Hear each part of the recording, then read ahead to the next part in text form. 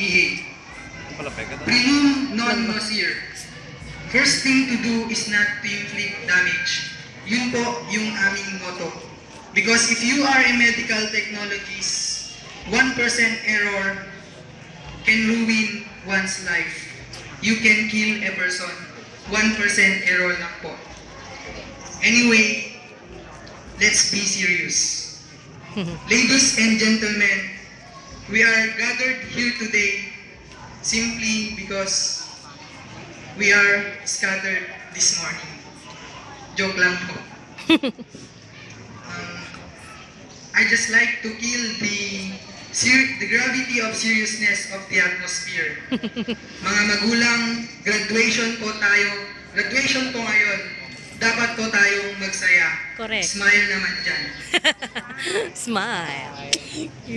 So, without any further delay, shall I begin reading my speech? Yes. Nagaramid na kami ti kodigo tapno amin nga kahit ko'y baga di nga malipatan. To our dynamic and very supportive supervisor, Dr. Irene G. Pasis, to our active and intelligent principal of Santa Cruz, So intelligent, Sir sir. Rogelio Sabado, to our equally competent and excellent principals and heads of the different elementary schools in Ballesteros, to our vibrant and brilliant teachers of Santa Cruz, to the father of Santa Cruz, Barangay Captain Remigio de la Cruz, to our dearly beloved parents, visitors, ladies and gentlemen, a pleasant afternoon na imbag amale. It is an honor and a privilege for me to be here today in this wonderful occasion. I wish to thank all of you for inviting me as your guest speaker in this graduation day. I was happy and speechless after reading the content of your invitation letter saying that you have chosen me because I am an inspiration and a very good model to the pupils. This made me teary-eyed as I remember back then. You know, time may pass by, but good memories never will fade. As I still remember the past, nung ako ay katulad ninyo.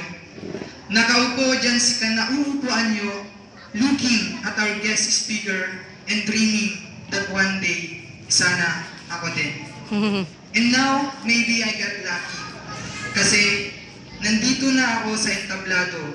Sa harapan ninyo, nagsasalita at ako naman ang nag-share sa inyo. Your graduation team, saktong buhay sa dekalidad na edukasyon pinanday. When I begin to think on what to write on my speech, I wasn't exactly sure how to proceed. Medyo nahirapan po akong intindihin yung ating tema. So, I ended up doing what I usually do tulad nung nag-aaral pa lang ako. Just like the fictional detective Sherlock Holmes, I'm fond of breaking codes by turning difficult words and puzzles into pieces to literally understand their meaning. Ang ibig ko pong sabihin ay kailangang hati-hatiin po muna natin yung ating team. So first, let's define saktong buhay. Sakto, enough, exact. Ang sakto po ba ay synonymous sa kontento? Hindi, nagbasa. Kung oo yung sagot nyo, para sa akin, mali po yun. Because life is a battle of never-ending challenges. Yung saktong yun, it is hard to achieve kung kontento ka na.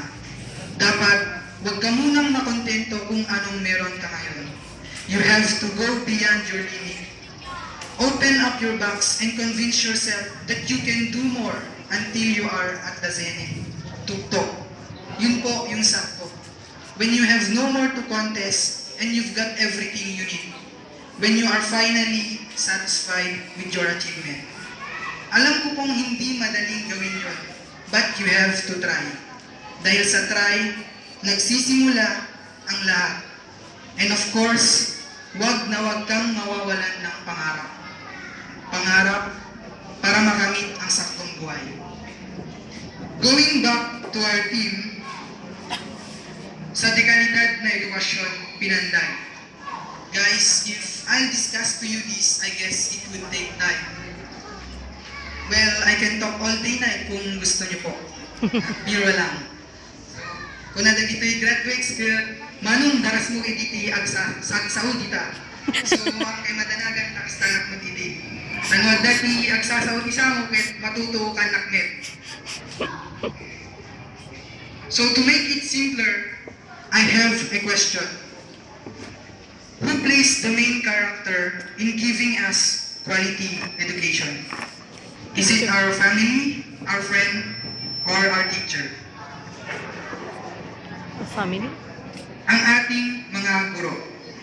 My dear elementary graduates, shall I tell you what my great-great-grandfather, Albert Einstein, told me about our teacher? It goes this way. It is the supreme art of the teacher that awakens creative expression and knowledge. Sila po ang panday ng dekalidad na edukasyon. Ang siyang humahasa sa atin so that we can cut all obstacles that will come along our way. Therefore, since I'm back, I would like to take this opportunity to thank all my teachers from kindergarten to grade 6 for their unselfish teachings. Though you reprimand us and we feel that you make our lives challenging, deep in our hearts, we know that you have the real motives of letting us grow and encouraging us to work harder. You are the reason behind our triumphs in every competition that we join in. We will never fail to remember your teachings and patience even as we enter another chapter of our lives. That is why, kahit ilang beses nyo man po akong imbitahin bilang guest speaker, I would gladly accept it.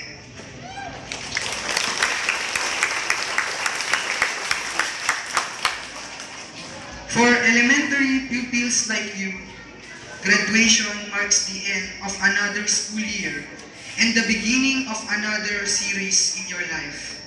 The school not only acknowledges your performance, diligence, and active participation in all activities in the school, but it also gives recognition to the parents for their efforts and sacrifices for you.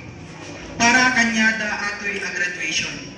Sila ang number 1. Ang totoong Superman because they're always around in needs every moment and whatever occasion in our lives. Kaya mga bata, kung pwede ba, tayo naman ay magpaka-Spider-Man. With great power comes great responsibility. That great power is the love of your parents. And it's your big responsibility to pay them back. Ket tagta, kada kayong med nga naganda, kaya't kay man nga kasarita, ti sarili tayo nga pagsasaon. Alaik man ato'y nga gumdaway, amang balakad kada kayo. Ta mariknak, ken mabasak, ken dagita rupayo, ti panakautoy, panakabannog, ken panakarigat, kaputi na unday nga panawin ngayon kay panagsaksakrikisyon. Kaya kas manla, di may nadangin na kita napipintas ken natataraki nga saksa kayo. Kaya taisem yu ket agbangking-bangking bayan. Kaputi kinarigat, kaingkay na pasaran para kadagito yung anak. Ngayon, una ita nanang tatang mabalin nga dagita barel nga linokatan yu manipod kinder hingga na grade 6 ket napumpun nun, aglip-lipyas pa yan. Ket ti pinagkunayo awanin ti pangikargaan. Ngayon ay ayatek na naganak, ilukat yu nagita matayo, iwaras yu ti panagkitay, ta addamanin ti kabarbaro nga awan lati na nga barel na ingkay tu aramaten tapno dagiti tarigagay ti inakit ingkay maragpatan. Iyaddang yu ulit dagita saksa kayo ket manglukat kay manin ti kabarbaro nga barel. Atoy nga barel nga tuktukoy isu dagiti naupubon nga awan tinggana nga pammatig, panagayat, panangilala, panagsakripisyo para kadagitoy nga anak. Kas kanya kuma, nawan dagitoy nga pammatig ti naganak ko, di kumamit na gutudan ti kastoy nga kasasaad ko. Ket awan ang kumamit nga agsasao ditoy sanguyo. So nga agyaman naklaunay ken dagitoy naganak ko ta dida na awanan ti pammati kanya. Uray no daduma ket adda ti luklukok ken kayat kun ti sumukon adda dalata dita. Kasta kumamit kanya yung naganak tulungan niyo kuma dagita anak yu. Ipaun niyo ita ti pagadalan ken kibinin niyo ita ti pagsyahatan ta siya sino kuma ti makamu kada tayo no may sa kadagitoy nga anak ti agbalin nga presidente ti Pilipinas, gobernador, congressman, doctors, teachers, wenno kaswat ni Sir Sabado. So aji lang ti kayat ko nga ipabalon kada kayo nga anak. Balik po ako sa mga graduates. Bago ko po tuluyang tapusin yung aking talumpati, gusto ko munang magbahagi ng isang maikling kwento para sa inyo. Ito po ay ang kwento ng tatlong magkakaibigang puno na nagsasabi ng kanilang kagustuhan. Ang unang puno, sabi niya ay, gusto ko maging isang upuan. Upuan ng mga hari at reyna sa palasyo. Ang pangalawang puno, sabi niya ay, gusto kong maging barko. Malaking barko at babaybayin ko ang karagatan. At di naman nagpatalo ang pangatlo. Ang sabi niya ay, madali lang naman ang pangarap ko. Ang maging pinakamatayog na puno sa buong mundo. Dumating ang araw na sila'y kailangan ng putulin at nagkahiwa-hiwalay na nga ang tatlo. Subalit, ang unang puno ay naging isa lamang maliit na mesa sa tulugan ng mga tupa.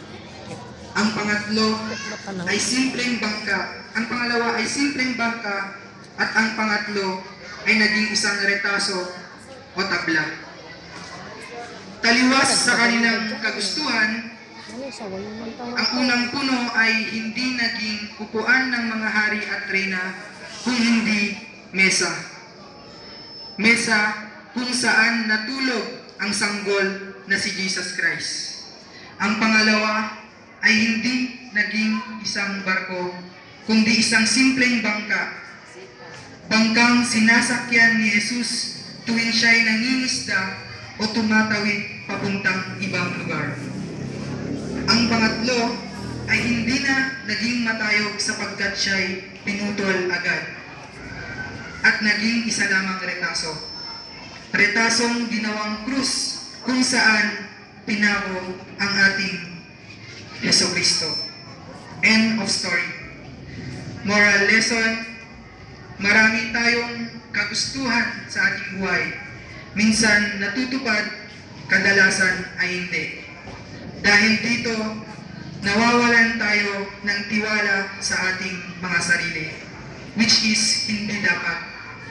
Dahil ang Diyos ay may mas magandang plano para sa atin tulad ng tatlong puno.